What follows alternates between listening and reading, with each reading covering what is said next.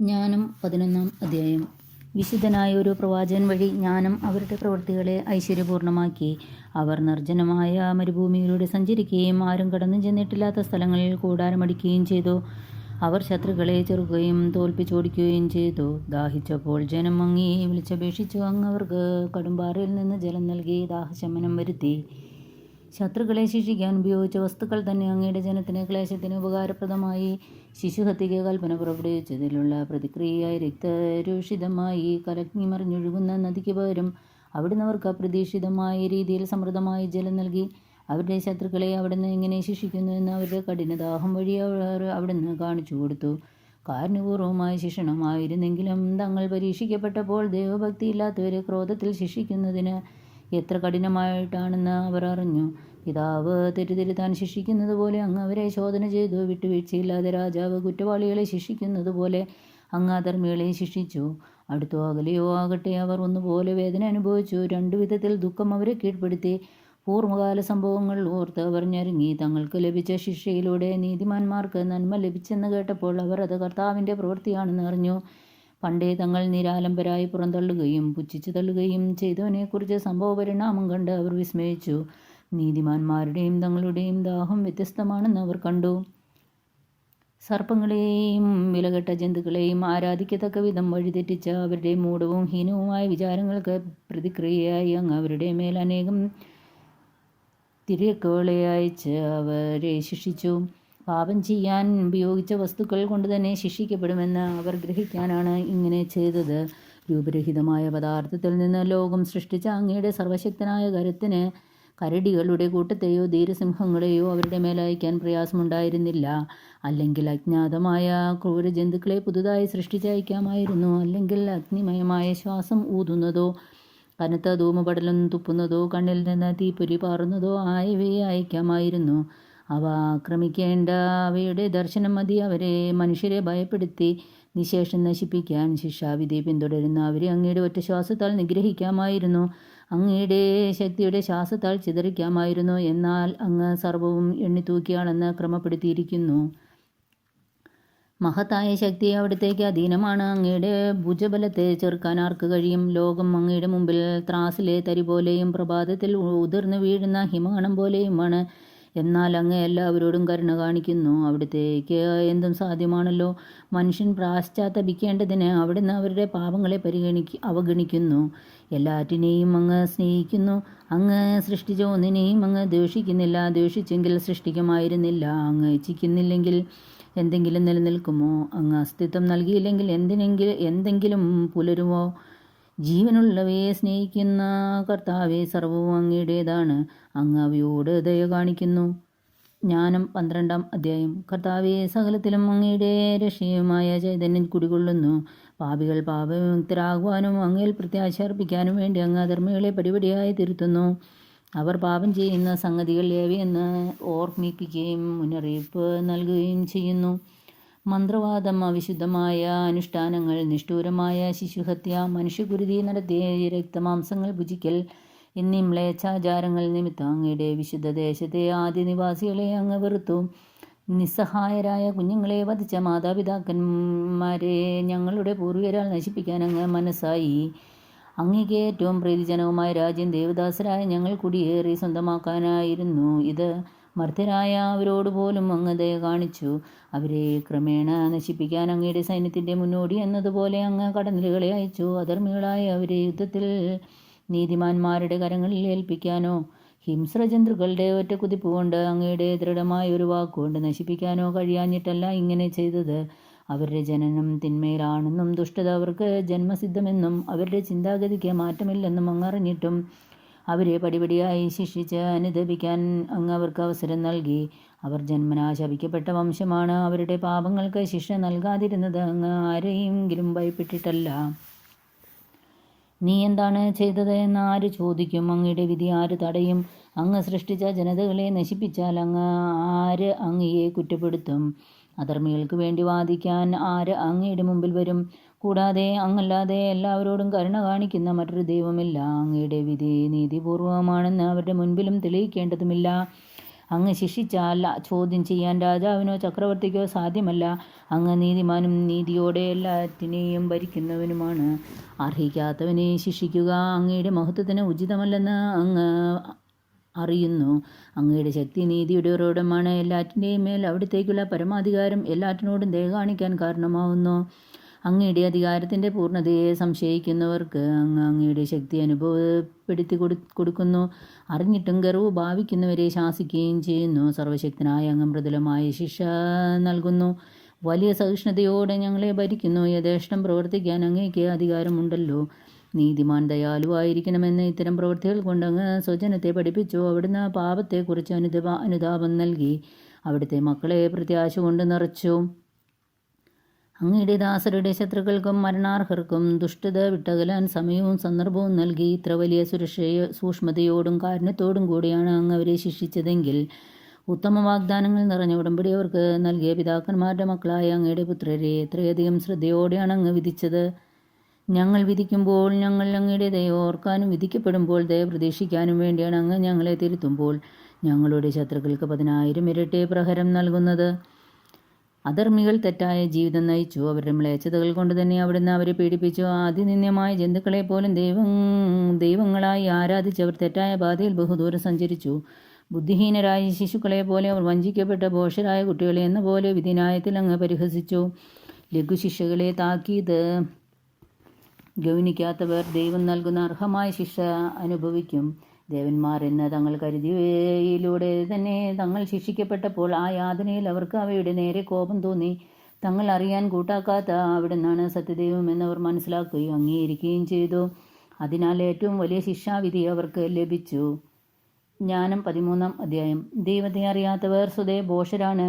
ദൃഷ്ടിഗോചരമായ നന്മകളിൽ നിന്ന് ഉണ്മയായവനെ തിരിച്ചറിയുവാൻ അവർക്ക് കഴിഞ്ഞില്ല.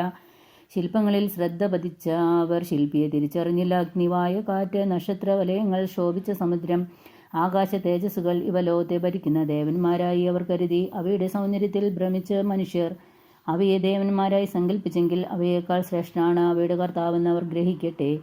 സൗന്ദര്യത്തിൻ്റെ സൃഷ്ടാവാണ് അവയുണ്ടാക്കിയത്. അവയുടെ ശക്തിയും പ്രവർത്തനവും മനുഷ്യരെ വിസ്മയിപ്പിച്ചെങ്കിൽ അവയുടെ സൃഷ്ടാവ് എത്രയോ കൂടുതൽ ശക്തനെന്ന് അവയിൽ നിന്ന് അവർ ധരിക്കട്ടെ. സൃഷ്ടികളുടെ ശക്തി സൗന്ദര്യങ്ങളിൽ നിന്ന് അവയുടെ സൃഷ്ടാവിൻ്റെ ശക്തി സൗന്ദര്യങ്ങളെക്കുറിച്ച് അറിയാം. ദൈവത്തെ അന്വേഷിക്കുകയും കണ്ടെത്താൻ ഇച്ഛിക്കുകയും ചെയ്യുമ്പോഴാകാം അവർ വ്യതിചലിക്കുന്നത്. അവരെ തികച്ചും കുറ്റപ്പെടുത്താൻ വയ്യ. അവിടുത്തെ സൃഷ്ടികളുടെ മധ്യ ജീവിച്ച് അവർ അന്വേഷണം തുടരുകയാണ്. ദൃശ്യവസ്തുക്കൾ മനോഹരമാകയാൽ അവർ അതിൽ പ്രത്യാശ അർപ്പിക്കുന്നു. എങ്കിലും അവർക്ക് ന്യായീകരണമില്ല. ലോകത്തെ ആരാഞ്ഞ് ഇത്രയും അറിയാൻ കഴിഞ്ഞെങ്കിൽ ഇവരുടെ എല്ലാം ഉടയവനെ കണ്ടെത്താൻ വൈകുന്നത് എന്തുകൊണ്ട്? സ്വർണം, വെള്ളി ഇവയിൽ നിർമ്മിച്ച രൂപങ്ങളെയോ മൃഗങ്ങളുടെ രൂപങ്ങളെയോ പണ്ടെങ്ങോ നിർമ്മിച്ച നിരൂപയോഗമായ ശിലയെയോ ദേവന്മാരാക്കി നിർജീവമായ അവയിൽ പ്രത്യാശ അർപ്പിക്കുന്നവരുടെ നില ശോചനീയമാണ്. മരത്തിൽ പണിയുന്ന വിദഗ്ധ ശില്പി എളുപ്പം മുറിക്കുന്ന മരം മറുത്ത് തൊലി നീക്കി ഉപയോഗപ്രദമായ പാത്രങ്ങൾ ഉണ്ടാക്കുന്നു. തള്ളിക്കളഞ്ഞ കഷ്ണങ്ങൾ കത്തിച്ച് ഭക്ഷണം പാകം ചെയ്ത് നിറയെ തിന്നുന്നു. നിരുപയോഗമായി ശേഷിക്കുന്ന വളഞ്ഞ പിരിഞ്ഞ മുട്ടുകൾ നിറഞ്ഞ ഭക്ഷണം എടുത്ത് സൂക്ഷ്മതയോടെ കൊത്തുപണി ചെയ്ത വിശ്രമ സമയം പൂക്കുന്നു. അങ്ങനെ അതിന് മനുഷ്യരൂപം നൽകുന്നു.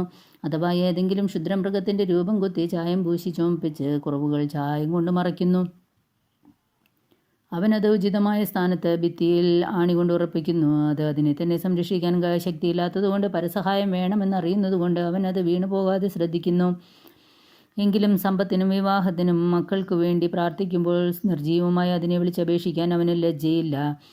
ആരോഗ്യത്തിന് ദുർബല വസ്തുവിനോടും ജീവന് നിർജീവ വസ്തുവോടും സഹായത്തിന് അനുഭവജ്ഞാനമില്ലാത്തവനോടും യാത്രാമംഗളത്തിന് ആചരവസ്തുവിനോടും അവൻ പ്രാർത്ഥിക്കുന്നു. ധനസമ്പാദനത്തിനും ജോലിക്കും പ്രവൃത്തികളിലുമുള്ള വിജയത്തിനും വേണ്ടിയുള്ള ശക്തിക്ക് ശക്തിഹീനമായ കരത്തോട് പ്രാർത്ഥിക്കുന്നു. ജ്ഞാനം 14-ാം അധ്യായം. കോളുകൊണ്ട സമുദ്രത്തിൽ യാത്രയ്ക്കൊരുങ്ങുന്നവൻ താനിരിക്കുന്ന കപ്പലിനേക്കാൾ അതിദുർബലമായ തടിക്കഷ്ണത്തോട് പ്രാർത്ഥിക്കുന്നു. ആ യാനപാത്രത്തിന് രൂപം നൽകിയത് ലാഭേച്ഛയാണ്. ജ്ഞാനമാണ് അതിൻ്റെ ശില്പി. പിതാവേ, അങ്ങയുടെ പരിപാലനയാണ് അതിനെ നയിക്കുന്നത്. അവിടുന്ന് കടലിൽ അതിന് ഒരു പാത നൽകി, തിരകൾക്കിടയിലൂടെ ഒരു സുരക്ഷിത മാർഗം. അങ്ങനെ അവിദഗ്ധനും കടൽ യാത്ര ചെയ്യാമെന്ന് വരുമാറ് ഏതാപത്തിൽ നിന്നും രക്ഷിക്കാൻ അങ്ങേക്ക് കഴിയുമെന്നും കാണിച്ചു. അങ്ങയുടെ ജ്ഞാനത്തിൻ്റെ പ്രവൃത്തികൾ നിഷ്ഫലമാകരുതെന്ന് അങ്ങയുടെ ഹിതമാണ്. മനുഷ്യർക്ക് അതീതമായ ചെറിയ തടിക്കഷ്ണത്തിൽ പോലും ജീവിത രക്ഷ ഉറപ്പിച്ച് തിരകളിലൂടെ ചങ്ങാടത്തിൽ സുരക്ഷിതരായി കരയ്ക്കടുക്കുന്നു. പണ്ട് ഗർവിഷ്ഠരായ മല്ലന്മാർ നശിക്കുമ്പോൾ ലോകത്തിന്റെ പ്രത്യാശാപാത്രങ്ങൾ ഒരു പേടകത്തിൽ അഭയം തേടി. അങ്ങയുടെ കരങ്ങളാൽ നയിക്കപ്പെട്ട അവർ ലോകത്തിൽ പുതിയ തലമുറയുടെ വിത്ത് അവശേഷിപ്പിച്ചു. നീതി നിർവഹണത്തിന് ഉതകിയ പേടകം അനുഗ്രഹീതമാണ്. പരനിർമ്മിത വിഗ്രഹം ശപിക്കപ്പെട്ടതാണ്. അത് നിർമ്മിച്ചവനും ശപിക്കപ്പെട്ടവൻ. കാരണം അവൻ ആ നശ്വരവസ്തു നിർമ്മിച്ച് അതിനെ ദേവനെന്ന് വിളിച്ചു. അധർമ്മിയെയും അവൻ്റെ അധർമ്മത്തെയും ദൈവം ഒന്നുപോലെ വെറുക്കുന്നു. ശില്പത്തോടൊപ്പം ശില്പിയെയും അവിടുന്ന് ശിക്ഷിക്കും. ജനതകളുടെയും വിഗ്രഹങ്ങൾക്കും ശിക്ഷയുണ്ടാകും. ദൈവസൃഷ്ടിയുടെ ഭാഗമെങ്കിലും അവ മ്ലേച്ഛതയും മനസ്സിന് പ്രലോഭനവും മൂഢന്മാരുടെ പാദങ്ങൾക്ക് കെണിയുമായി തീർന്നിരിക്കുന്നു. വിഗ്രഹനിർമ്മാണ ചിന്തയാണ് അവിശ്വസ്തതയുടെ ആരംഭം. അവയുടെ കണ്ടുപിടുത്തമാണ് ജീവിതത്തെ ദൂഷിപ്പിച്ചത്. അവ ആദിമുതലുള്ളതോ അവസാനം വരെ നിലനിൽക്കുന്നതോ അല്ല. മനുഷ്യന്റെ മിഥ്യാഭിമാനത്തിന്റെ ഫലമായി അവ ലോകത്തിൽ പ്രവേശിച്ചു. അവയുടെ പെട്ടെന്നുള്ള തിരോധാനം നിശ്ചയിക്കപ്പെട്ടിരിക്കുന്നു. അകാലത്തിൽ പുത്രൻ മരിച്ച ദുഃഖം ഗ്രസിച്ച പിതാവ് തന്നിൽ നിന്ന് അപഹരിക്കപ്പെട്ട മകന്റെ പ്രതിമയുണ്ടാക്കിയ മൃതശരീരം മാത്രമായിരുന്നവനെ ഇതാ ദേവനായി വണങ്ങുകയും തൻ്റെ പിൻഗാമികൾക്കും വ്രതാനുഷ്ഠാനങ്ങൾ രഹസ്യമായി നിശ്ചയിച്ചു കൊടുക്കുകയും ചെയ്യുന്നു. കാലാന്തരത്തിൽ പ്രാബല്യം ലഭിച്ച ഒരു ദുരാചാരം നിയമമായി തീരുകയും രാജകൽപ്പന പ്രകാരം ജനങ്ങൾ കൊത്തുവിഗ്രഹങ്ങളെ ആരാധിച്ചു പോരുകയും ചെയ്തു. വിദൂരസ്ഥരായ രാജാക്കന്മാരെ നേരിട്ട് വണങ്ങി സ്തുതിക്കാൻ ഇച്ഛിച്ചവർ രാജപ്രതിമയുണ്ടാക്കി. രാജാക്കന്മാർ അകന്ന് ജീവിച്ചിരുന്നതിനാൽ അവരുടെ സന്നിധിയിലെത്തി വണങ്ങാൻ കഴിയാതെ വന്ന ജനങ്ങൾ തങ്ങൾ ആദരിക്കുന്ന രാജാവിൻ്റെ രൂപം ഭാവന ചെയ്ത് ദൃഷ്ടിഗോചരമായ ബിംബം ഉണ്ടാക്കി. അങ്ങനെ തങ്ങളുടെ ആവേശത്തിൽ അവർ അദൃശ്യനെങ്കിലും അടുത്തുള്ളവനെ പോലെ അവനെ സ്തുതിച്ചു. ക്രമേണ ഉത്കർഷേച്ഛുവായ ശില്പി രാജാവിനെ അറിയാത്തവരിലും ഈ ആരാധന പ്രചരിപ്പിക്കാൻ ഉത്സാഹിച്ചു. രാജാവിനെ പ്രസാദിപ്പിക്കാനാവാം അവൻ രാജാവിൻ്റെ രൂപം കൂടുതൽ സുന്ദരമായി ഉണ്ടാക്കാൻ കൗശലം കാണിച്ചത്. ശില്പത്തിൻ്റെ വശ്യതയിൽ ആകൃഷ്ടരായ ജനങ്ങൾ അല്പം മുമ്പ് മനുഷ്യനായി ബഹുമാനിച്ച വ്യക്തിയെ ഇതാ ആരാധന വിഷയമായി കണക്കാക്കുന്നു. ഇത് മനുഷ്യവർഗത്തിന് ഒളിഞ്ഞിരിക്കുന്ന കെണിയായി തീർന്നു. നിർഭാഗ്യത്തിൻ്റെയോ രാജാധികാരത്തിൻ്റെയോ അടിമത്തത്തിൽപ്പെട്ട മനുഷ്യർ കല്ലിലോ തടിയിലോ നിർമ്മിക്കപ്പെട്ട വസ്തുക്കൾക്ക് ഒരിക്കലും വിളിക്കാൻ പാടില്ലാത്ത പേര് നൽകി. ദൈവത്തെക്കുറിച്ചുള്ള അറിവിൽ അവർക്ക് തെറ്റുപറ്റിയെന്ന് മാത്രമല്ല, സംഘർഷത്തിൽ ജീവിക്കുന്ന അവർ ആ വലിയ തിന്മകളെ സമാധാനമെന്ന് വിളിക്കുകയും ചെയ്തു. ശിശുബലിയും ഗൂഢാനുഷ്ഠാനങ്ങളും വിചിത്ര ആചാരങ്ങളോടുകൂടിയുള്ള മധുരോത്സവങ്ങളും നടത്തിയാലും അവർ തങ്ങളുടെ ജീവിതമോ വിവാഹമോ പാവനമായി സൂക്ഷിക്കുന്നില്ല. പകരം അവർ പരസ്പരം ചതിയിൽ വധിക്കുകയോ വ്യഭിചാരത്തിൽ ദുഃഖിക്കുകയോ ചെയ്യുന്നു. രക്തചൊരിച്ചിൽ, കൊല, മോഷണം, ചതി, അഴിമതി, അവിശ്വസ്തത, കലാപം, സത്യാലംഘനം, ശരിയേതെന്നുള്ള ആശയക്കുഴപ്പം, കൃതജ്ഞത, ദൂഷണം, ലൈംഗിക വൈകൃതം, വിവാഹത്തകർച്ച, വ്യഭിചാരം, വിഷയാസക്തി ഇവ നടമാടുന്നു. പേര് പറയാൻ കൊള്ളാത്ത വിഗ്രഹങ്ങളുടെ ആരാധനയാണ് എല്ലാ തിന്മകളുടെയും ആരംഭവും കാരണവും അവസാനവും. അവയെ ആരാധിക്കുന്നവൻ മതോന്മത്തരാവുകയും നുണകൾ പ്രചരിപ്പിക്കുകയും നീതികേടായി ജീവിക്കുകയും കൂസലിന്യ സത്യം ലംഘിക്കുകയും ചെയ്യുന്നു. നിർജീവ വിഗ്രഹങ്ങൾ പ്രത്യാശ അർപ്പിച്ച് അവർ ഉപദ്രവമുണ്ടാക്കുകയില്ലെന്ന പ്രതീക്ഷയോടെ നീചപ്രതിജ്ഞകൾ ചെയ്യുന്നു. വിഗ്രഹങ്ങൾക്ക് തങ്ങളെ തന്നെ സമർപ്പിച്ച് അവർ ദൈവത്തെക്കുറിച്ച് തെറ്റായ ധാരണകൾ പുലർത്തി വിശുദ്ധിയോടുള്ള അവജ്ഞ മൂലം കള്ളസത്യം ചെയ്തു. ഈ രണ്ട് കാര്യങ്ങൾക്ക് അവർ ഉചിതമായ ശിക്ഷ അനുഭവിക്കും. മനുഷ്യർ എന്തിൻ്റെ പേരിൽ സത്യം ചെയ്യുന്നു? അതിൻ്റെ ശക്തിയല്ല, പ്രത്യുത പാപത്തിൻ്റെ ന്യായമായ ശിക്ഷയാണ് അധാർമികതയുടെ അതിക്രമങ്ങളെ നിരന്തരം പിന്തുടരുന്നത്. ജ്ഞാനം 15-ാം അധ്യായം. ഞങ്ങളുടെ ദൈവമേ, അവിടുന്ന് ദയാലുവും വിശ്വസ്തനും ക്ഷമാശീലനുമാണ്. അവിടുന്ന് എല്ലാറ്റിനെയും കൃപയോടെ പരിപാലിക്കുന്നു. ഞങ്ങൾ പാപികളെങ്കിലും അങ്ങയുടെ ജനമാണ്. ഞങ്ങൾ അവിടുത്തെ ശക്തി അറിയുന്നു. അങ്ങ് ഞങ്ങളെ സ്വന്തമായി കണക്കാക്കിയെന്ന് അറിയുന്നതിനാൽ ഞങ്ങൾ പാപം ചെയ്യുകയില്ല. അങ്ങേ അറിയുന്നതാണ് നീതിയുടെ പൂർണ്ണത. അങ്ങയുടെ ശക്തി അറിയുന്നതാണ് അത് അമർത്യതയുടെ ആരംഭം. മനുഷ്യൻ്റെ കരവേലയുടെ ദുഷ്പ്രേരണയോ ചിത്രകാരൻ്റെ നിഷ്ഫലമായ വർണ്ണാഞ്ചിതമായ ചിത്രങ്ങളോ ഞങ്ങളെ വ്യതിചലിപ്പിക്കുകയില്ല. അവയുടെ രൂപം മൂഢരെ ആവേശം കൊള്ളിക്കുന്നു. നിർജീവ വിഗ്രഹങ്ങളുടെ ജഡരൂപം അവരെ മോഹിപ്പിക്കുന്നു. അവ നിർമ്മിക്കുകയോ ആഗ്രഹിക്കുകയോ ആരാധിക്കുകയോ ചെയ്യുന്നവർ തിന്മയുടെ കവിതാക്കളാണ്. അവയിൽ കവിഞ്ഞ ഒന്നിലും ആശ്രയിക്കാൻ അവർക്ക് അർഹതയില്ല. കുശവൻ കളിമണ്ണ് കുഴച്ച് കിണഞ്ഞ് പരിശ്രമിച്ച് ഉപയോഗയോഗ്യമായ പാത്രങ്ങൾ ഉണ്ടാക്കുന്നു. ഒരേ മണ്ണിൽ നിന്ന് ഒരേ രീതിയിൽ അവൻ ശുദ്ധവും അശുദ്ധവുമായ ഉപയോഗങ്ങൾക്ക് പാത്രങ്ങൾ ഉണ്ടാക്കുന്നു. ഓരോന്നിൻ്റെയും ഉപയോഗം അവനാണ് നിർണ്ണയിക്കുന്നത്. അല്പകാലം മുമ്പ് മണ്ണുകൊണ്ട് നിർമ്മിക്കപ്പെട്ടതും അല്പകാലം കഴിയുമ്പോൾ തനിക്ക് കടമായി ലഭിച്ച ആത്മാവിനെ ദാതാവ് ആവശ്യപ്പെടുമ്പോൾ തിരിച്ചേൽപ്പിച്ച് മണ്ണിലേക്ക് മടങ്ങേണ്ടവനുമായ മനുഷ്യനാണ് വിഫലമായ അതേ മണ്ണിൽ നിന്ന് വ്യാജദൈവത്തെ മെനയുന്നത്. തനിക്ക് മരണമുണ്ടെന്നോ തൻ്റെ ജീവിതം ഹ്രസ്വമെന്നോ അവൻ ചിന്തിക്കുന്നില്ല. എന്നാൽ അവൻ സ്വർണം, വെള്ളി എന്നിവയിൽ പണിയുന്നവരോട് മത്സരിക്കുന്നു, ചെമ്പുപണിക്കാരെ അനുകരിക്കുന്നു, വ്യാജദൈവങ്ങളെ ഉണ്ടാക്കുന്നതിൽ അഭിമാനിക്കുന്നു. അവൻ്റെ ഹൃദയം ചാമ്പലും പ്രത്യാശ കുപ്പയേക്കാൾ വില കുറഞ്ഞതും ജീവിതം കളിമണ്ണിനേക്കാൾ നിസ്സാരവുമാണ്. തന്നെ സൃഷ്ടിക്കുകയും പ്രവർത്തന നിരതമായ ആത്മാവിനാൽ പ്രചോദിപ്പിക്കുകയും ജീവചൈതന്യത്തെ തന്നിലേക്ക് പ്രവേശിപ്പിക്കുകയും ചെയ്ത ദൈവത്തെ അറിയാൻ അവൻ വിസമ്മതിച്ചു. നമ്മുടെ അസ്തിത്വത്തെ അലസവിനോദമായും ജീവിതത്തെ ആദായകരമായ ഉത്സവമായും പരിഗണിച്ചു. ഹീനമാർഗങ്ങളിലൂടെ പോലും മനുഷ്യൻ കഴിയുന്നത്ര പണം സമ്പാദിക്കണമെന്നാണ് അവൻ പറയുന്നത്. ജഡപദാർത്ഥങ്ങളിൽ നിന്ന് ദുർബല പാത്രങ്ങളും കൊത്തുവിഗ്രഹങ്ങളും നിർമ്മിക്കുമ്പോൾ താൻ പാപം ചെയ്യുകയാണെന്ന് അവൻ എല്ലാവരെയും നന്നായി അറിയുന്നുണ്ട്. ശിശുക്കളുടേതിനേക്കാളും ബുദ്ധിഹീനവും ശോചനീയവുമാണ് അങ്ങയുടെ ജനത്തെ മർദ്ദിക്കുന്ന ശത്രുക്കളുടെ നില. കാഴ്ചയില്ലാത്ത കണ്ണുകളും ശ്വസിക്കാത്ത നാസാഗ്രന്ഥങ്ങളും കേൾക്കാത്ത ചെവികളും സ്പർശനം സാധ്യമല്ലാത്ത വിരലുകളും നടക്കാൻ ഉപകരിക്കാത്ത പാദങ്ങളും ഉള്ള മ്ലേച്ഛവിഗ്രഹങ്ങൾ ദേവന്മാരാണെന്ന് അവർ വിചാരിക്കുന്നു.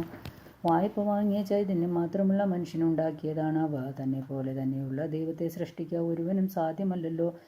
അത് മർത്യനാണ്. അവൻ്റെ അനുസരണമില്ലാത്ത കരങ്ങൾ നിർമ്മിക്കുന്നതും മൃതമാണ്.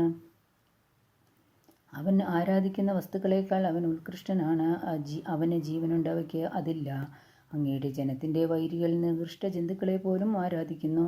ബുദ്ധിഹീനത നോക്കുമ്പോൾ അവർ മറ്റുള്ള എല്ലാത്തിനേക്കാൾ മോശമാണ്. മൃഗങ്ങൾ എന്ന നിലയ്ക്ക് പോലും അവ കാഴ്ചയിൽ അനാകർഷമാണ്. ദൈവത്തിൻ്റെ മതിപ്പോ അനുഗ്രഹമോ അവയെ സ്പർശിച്ചിട്ടില്ല. പിതാവിനും പുത്രനും പരിശുദ്ധാത്മാവിനും സ്തുതി.